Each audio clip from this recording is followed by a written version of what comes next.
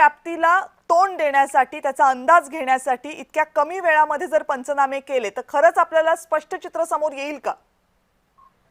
नाही, तो भाग आहेच, पण तो थोडासा वेळ लागणार, उशीर लागणार आणि ते वेळेत होईल आणि दिवाळीच्या आधी लोकांपर्यंत पोहोचेल असं आत्ताच तरी हवामान खात्याचा अंदाज बघता दिसत वाटत नाहीये. नाही. तर त्यामुळे मला असं वाटतं की फक्त आपण शेती आणि शेतीचं झालेलं नुकसान आणि शेतकरी एवढंच डोळ्यासमोर ठेवून चालणार नाही. हम्म, हम्म, ज्या मराठवाड्यातून 10 ते 15 लाख शेतमजूर तिथल्या शेतीत भागत नाही, 10-10 एकराचे मालक लोक इकडे ऊस तोडीला येतात, हम्म, त्या सर्व पक्षातल्या साखर कारखानदारांची एक साधी ओळ किंवा एक साधी मदत कुठे हम्म. किंवा मुख्यमंत्री निधीमध्ये कॉन्ट्रीब्युट केलं म्हणून एखादा फोटो कुठे आलेला सुद्धा मला दिसत नाही.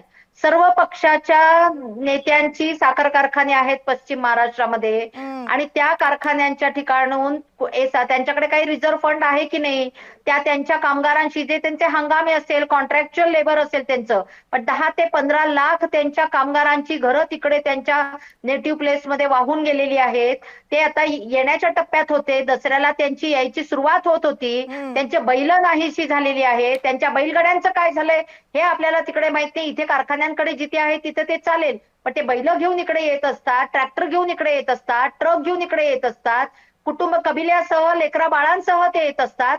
ते जिवंत आहेत की नाही, त्यांची जेवण्या खाण्याची काय झालं, त्यांच्या भांड्या कुंड्याचं काय झालं, त्यांची लेकरं बाळं कशी आहेत याची साधी चौकशी करण्याची सुद्धा संवेदनशीलता एकाही साखर कारखान्याला वाटली नाही. हम्म. त्यामुळे सर्व पक्षातल्या साखर कारखानदारांना तातडीने या बाबतीमधली भूमिका घ्यायला भाग पाडलं पाहिजे. साखर आयुक्तांची पण ती जबाबदारी आहे, हम्म. कारण ज्या मराठवाड्याच्या जीवावर या भागातला संपूर्ण गुजरात मधला असेल, कर्नाटकातला असेल, महाराष्ट्रातला असेल, पश्चिम महाराष्ट्रातला सगळं राजकारण आणि अर्थकारण या ऊसतोड कामगारांच्या जीवावर चालतं, त्यांच्याशी जर कुठलीच कमिटमेंट हे दाखवणार नसतील हम्म.